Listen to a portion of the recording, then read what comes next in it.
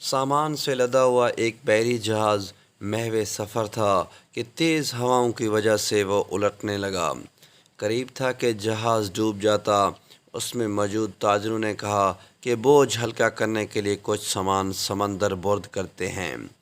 تاجروں نے مشورہ کر کے طے کیا کہ سب سے زیادہ سامان جس کا ہو وہی پھینک دیں گے۔ جہاز کا زیادہ تر لوڈ ایک ہی تاجر کا تھا۔ اس نے اعتراض کیا کہ صرف میرا سامان کیوں؟ سب کے مال میں سے تھوڑا تھوڑا پھینک دیتے ہیں۔ انہوں نے زبردستی اس نئے تاجر کو سامان سمیت سمندر میں پھینک دیا۔ قدرت کی شان کہ سمندر کی موجیں اس کے ساتھ کھیلنے لگیں۔ اسے اپنی ہلاکت کا یقین ہو گیا۔ جب ہوش آیا تو کیا دیکھتا ہے کہ لہروں نے اسے ساحل پر پھینک دیا ہے۔ یہ ایک غیر آباد جزیرہ تھا۔ جان بچنے پر اس نے اللہ پاک کا شکر ادا کیا، اپنی سانسیں بحال کیں، وہاں پڑی لکڑیوں کو جمع کر کے سر چھپانے کے لیے ایک جھونپڑی سی بنائی۔ اگلے روز اسے کچھ خرگوش بھی نظر آئے۔ ان کا شکار کر کے گزر بسر کرتا رہا۔ ایک دن ایسا ہوا کہ وہ کھانا پکا رہا تھا کہ اس کی جھونپڑی کو آگ لگ گئی۔ اس نے بہت کوشش کی مگر آگ پر قابو نہ پا سکا۔ اس نے زور زور سے پکارنا شروع کیا، تو نے مجھے سمندر میں پھینک دیا، میرا سارا سامان غرق ہو گیا، اب یہی جھونپڑی تھی میری کل کائنات، اسے بھی جلا کر راکھ کر دیا، اب میں کیا کروں؟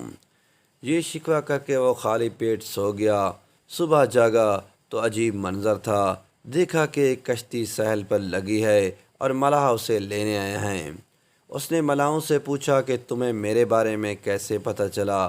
انہوں نے جو جواب دیا اسے تاجر حیران رہ گیا۔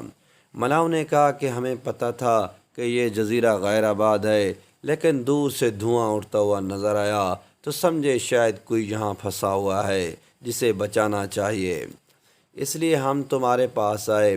پھر تاجر نے اپنا پورا قصہ سنایا تو ملاحوں نے یہ کہہ کر اسے مزید حیران کر دیا کہ جس جہاز سے تمہیں سمندر میں پھینکا گیا وہ آگے جا کر غرق ہو گیا۔ یہ سن کر تاجر سجدے میں گر گیا، اللہ پاک کا شکر ادا کرنے لگا اور کہا کہ پاک ہے وہ ذات جس نے مجھے بچانے کے لیے تاجروں کے ہاتھوں سمندر میں پھینکوا دیا۔ اپنے بندوں کے بارے میں اللہ پاک زیادہ جاننے والا ہے۔ حالات جتنے بھی سخت ہو جائیں اللہ کی رحمت سے مایوس نہ ہوں، ہر حال میں اپنے رب پر بھروسہ رکھیے۔